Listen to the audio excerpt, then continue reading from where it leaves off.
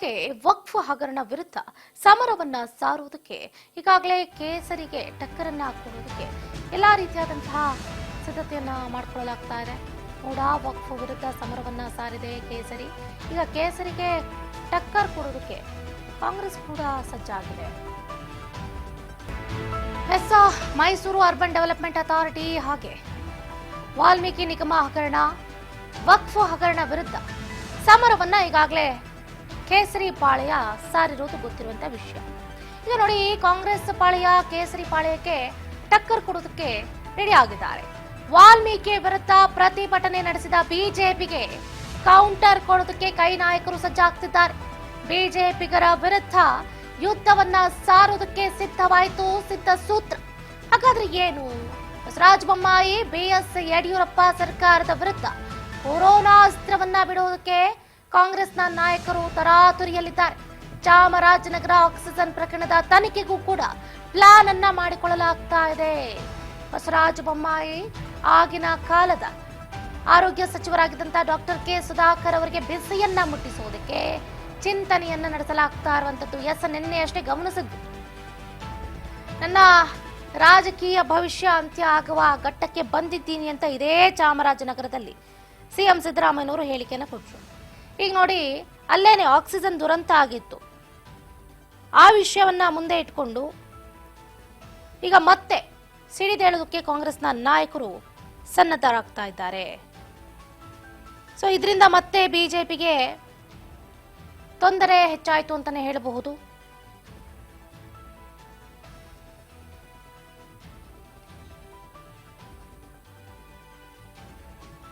Case reopen ಮಾಡೋದಕ್ಕೆ ಉಪ ಸಮಿತಿ ನಿರ್ಧಾರವನ್ನ ಕೈಗೊಳ್ತಾ ಇದೆ. ನೋಡಿ, ಈಗಾಗಲೇ ಗಮನಿಸ್ತಾ ಇದ್ದೀವಿ, ಒಂದು ಕಡೆ ಕೊರೋನಾ ಸಂದರ್ಭದಲ್ಲಿ ಆದಂತಹ ಘಟನೆಗಳು ಒಂದ ಎರಡ, ಬೆಡ್ ಇಂದ ಹಿಡಿದು ವೆಂಟಿಲೇಟರ್ ಎಲ್ಲದರಲ್ಲೂ ಕೂಡ ಹಣವನ್ನ ಲಪಟಾಯಿಸಿದ್ದಾರೆ. ನೂರಾರು ಕೋಟಿಯಷ್ಟು ಹಣವನ್ನ ದುರ್ಬಳಕೆ ಮಾಡಿಕೊಂಡಿದ್ದಾರೆ ಅನ್ನುವಂತಹ ಆರೋಪ ಈಗಾಗಲೇ ಮುನ್ನೆಲೆಗೆ ಬಂದಿದೆ. ಸಾವಿನ ಜೊತೆ ಚೆಲ್ಲಾಟ ಆಡಿದ್ರು ಬಿಜೆಪಿ ನಾಯಕರು ಅಂತ ಕಾಂಗ್ರೆಸ್ನ ನಾಯಕರು ಈ ಕ್ಷಣಕ್ಕೂ ಕೂಡ ವಾಗ್ದಾಳಿಯನ್ನ ನಡೆಸ್ತಾನೆ ಬಂದಿದ್ದಾರೆ.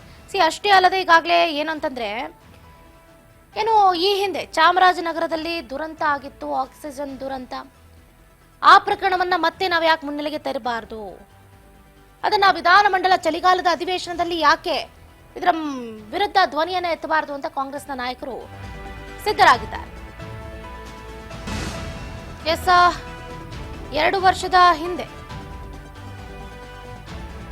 2021ರಲ್ಲಿ ಆಕ್ಸಿಜನ್ ಕೊರತೆಗೆ 36 ಜನರು ಕೊನೆಯುಸಿರನ್ನ ಎಳೆದಿದ್ರು. ಕೊರೋನಾ ಕುರಿತು ಪುನಃ ವರದಿ ರಿವ್ಯೂ ಮಾಡಿದ ಡೀಟೇಲ್ಸ್ ಅನ್ನೆಲ್ಲ ಈಗಾಗಲೇ ಸರ್ಕಾರ ಕೈಗೆತ್ತಿಕೊಂಡಿದೆ. ಸಬ್ ಕಮಿಟಿ ಸಭೆಯಲ್ಲಿ ಬಿಸಿಯನ್ನ ಮುಟ್ಟಿಸುವುದಕ್ಕೆ ಕಾರ್ಯವ್ಯೂಹವನ್ನ ಹೆಣೆಯಲಾಗ್ತಾ ಇದೆ. ಹೌದು, ಏನು ಜಸ್ಟಿಸ್ ಮೈಕಲ್ ಡಿ ಕುನ್ಹಾ ವರದಿ ಶಿಫಾರಸುಗಳ ಜಾರಿ ವಿಚಾರವಾಗಿ ವಿಧಾನಸೌಧದಲ್ಲಿ ಸಂಪುಟ ಉಪ ಸಮಿತಿ ಸಭೆಯನ್ನ ನಡೆಸಲಾಯಿತು. ಡಿಸಿಎಂ ಡಿಕೆ ಶಿವಕುಮಾರ್ ಅವರ ನೇತೃತ್ವದಲ್ಲಿ ನಡೆದ ಸಭೆಯಲ್ಲಿ ಕೋವಿಡ್ ಅಕ್ರಮಗಳ ಬಗ್ಗೆ ಇನ್ನಷ್ಟು ತನಿಖೆ ನಡೆಸುವುದಕ್ಕೆ ಕಾಂಗ್ರೆಸ್ ಸರ್ಕಾರ ತೀರ್ಮಾನವನ್ನ ಕೈಗೊಂಡಿದೆ. ಅಷ್ಟೇ ಅಲ್ಲದೆ ಚಾಮರಾಜನಗರ ಆಕ್ಸಿಜನ್ ದುರಂತವನ್ನ ರೀಓಪನ್ ಮಾಡೋದಕ್ಕೆ ತೀರ್ಮಾನವನ್ನ ಕೈಗೊಳ್ಳಲಾಗಿರುವಂತದ್ದು. ಆರ್ಟಿಪಿಸಿಆರ್ ಟೆಸ್ಟ್ ಕಿಟ್ನಲ್ಲಿ 500 ಕೋಟಿ ರೂಪಾಯಿಗಿಂತಲೂ ಹೆಚ್ಚು ಹಗರಣ ಆಗಿದೆ ಅನ್ನುವಂತ ಆರೋಪ ಕೇಳಿ ಬಂದಿರುವಂತದ್ದು. ಈ ಕುರಿತಂತೆ ತನಿಖೆಗೆ ವಹಿಸೋದಕ್ಕೆ ಸಂಪುಟ ಉಪ ಸಮಿತಿ ಸಭೆ ತೀರ್ಮಾನವನ್ನ ಕೈಗೊಂಡೆ. ಒಟ್ಟಾರೆ ಇವತ್ತಿನ ಉಪ ಸಮಿತಿ ಸಭೆಯಲ್ಲಾದಂತಹ ಪ್ರಮುಖ ತೀರ್ಮಾನಗಳ ಬಗ್ಗೆ ಡಿಸಿಎಂ ಡಿಕೆ ಶಿವಕುಮಾರ್ ಅವರು ಮಾತಾಡಿದ್ದಾರೆ. ಏನ್ ಮಾತಾಡಿದ್ರು ಕೇಳ್ತಾ ಹೋಗೋಣ. ಇವತ್ತು 2ನೇ ಕ್ಯಾಬಿನೆಟ್ ಮೀಟಿಂಗು ಕ್ಯಾಬಿನೆಟ್ ಸಬ್ ಕಮಿಟಿನ ನಡೆಸಿದ್ದೇವೆ. ಈಗಾಗಲೇ ಮೈಕಲ್ ಕುನ್ನಾರ್ ಅವರು, ಜಸ್ಟಿಸ್ ಜಾನ್ ಮೈಕಲ್ ಅವರು ಒಂದು ವರದಿಯನ್ನ ಕೊಟ್ಟಿದ್ದಾರೆ. ನಾವು ಬರೀ ರಿವ್ಯೂ ಮಾಡ್ತಾ ಇದೀವಿ, ಏನೇನು ಪ್ರೋಗ್ರೆಸ್ ಅಂತ ರಿವ್ಯೂ ಮಾತ್ರ ಮಾಡ್ತಾ ಇದೀವಿ. ಮಿಕ್ಕಿದ್ದು ಆಫೀಸರ್ಸ್ಗೆ ಅವ್ರು ಏನೇನು ರೆಕಮೆಂಡೇಶನ್ ಮಾಡಿದ್ದಾರೆ ಅದ್ರ ಪ್ರಕಾರ ಅವರು ಸಂಪೂರ್ಣವಾಗಿ ಕ್ರಮ ಕೈಗೊಳ್ಳಿ ಅಂತ ಹೇಳಿದ್ದೇವೆ. ಯಾರ ಮೇಲೆ ಏನ್ ಹೇಳಿದ್ದಾರೆ, ಏನ್ ಕಂಡು ಹಿಡಿದಿದ್ದಾರೆ, ಅದರ ಮೇಲೆ ಕಾನೂನಂತೆ ನೀವು ಕ್ರಮ ಕೈಗೊಳ್ಳಿ ಅಂತ ಆಫೀಸರ್ಸ್ಗೆ ಗಿವನ್ ಆಥರೈಸೇಷನ್. ಸೊ ಅವ್ರು ಯಾರ ಮೇಲೆ ಬೇಕಾದ್ರೂ ಅವ್ರಿಗೇನು ಈ ರಿಪೋರ್ಟ್ಸ್ ಅಲ್ಲಿ ಏನಿದೆ ಅದ್ರ ಮೇಲೆ ಏನ್ ಕಂಡು ಹಿಡಿದಾರೆ ಅದನ್ನ ಕೊಡ್ಬೇಕು. ಒಂದ್ ಕಡೆ ಅವ್ರಿಗೆ ಡಿಪಾರ್ಟ್ಮೆಂಟ್ ಅಲ್ಲೂ ಕೂಡ ಕೆಲವು ಎನ್ಕ್ವೈರೀಸ್ ಅಫಿಷಿಯಲ್ಸ್ ಮೇಲೂ ಕೂಡ ಆಗ್ತದೆ, ಅದ್ರ ಪಾಡದ ಪ್ರೊಸೀಜರ್ ಆಗ್ತದೆ. ಕೆಲವು ಕ್ರಿಮಿನಲ್ ಮಾಡಬೇಕು ಅಂತ ಕೂಡ ಜಸ್ಟಿಸ್ ಕುನ್ನಾ ಅವರು ಅವ್ರ ಫೈಂಡಿಂಗ್ಸ್ ಅಲ್ಲಿ ಹೇಳಿದ್ದಾರೆ.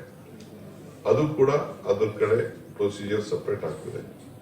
1 ಆಗ್ತದೋ 2 ಆಗ್ತದೋ 50 ಆಗ್ತದೋ 100 ಆಗ್ತದೋ ಎಷ್ಟು ಬೇಕಾದ್ರೂ ಅವರು ಅವ್ರ ಡಿಪಾರ್ಟ್ಮೆಂಟ್ ಆಫೀಸರ್ಸ್ ಏನ್ ಅವ್ರು ಕಂಡಿದೆ ಅದನ್ನ ಇಂಪ್ಲಿಮೆಂಟ್ ಮಾಡಕ್ಕೆ we have accepted the report including FIRs.